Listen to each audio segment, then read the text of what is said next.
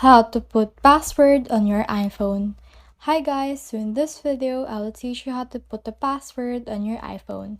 So if you want to learn how it's done, just watch this video until the very end. It's just really quick and simple, so let's go. So what we need to click on is this settings right here. So click on settings, and then from in there, just scroll all the way down until you can reach this Touch ID and Passcode. So click on that. And then in here you can see the fingerprints, but as you can see the passcode is turned off. So what we need to do is we need to click on this Turn Passcode On if this is your first time setting it up. So click on Turn Passcode On and then click on keep or delete on your saved fingerprints if you want.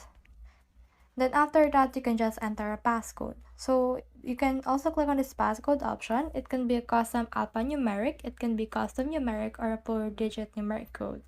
So for me, I'll make it to be a 4-digit numeric code and I will just put in the password. For now, I will put in 8888. And then as you can see, this passcode is a guess, but it totally depends on you. Then you can actually verify your new passcode.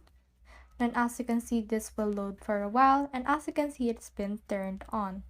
So if you already put in the password and if you want to change it, for example, you can actually head over to your Touch ID and Passcode again. Click on change passcode right here. So click on that and then enter your old passcode.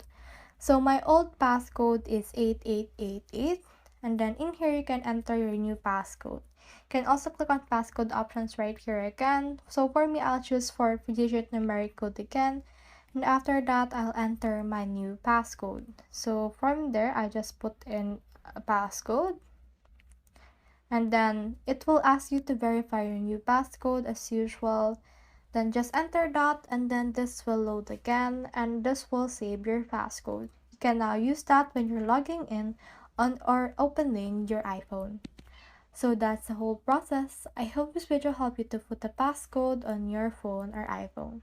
If you have questions or comments, comment them down below and we'll try our best to answer them. Thanks!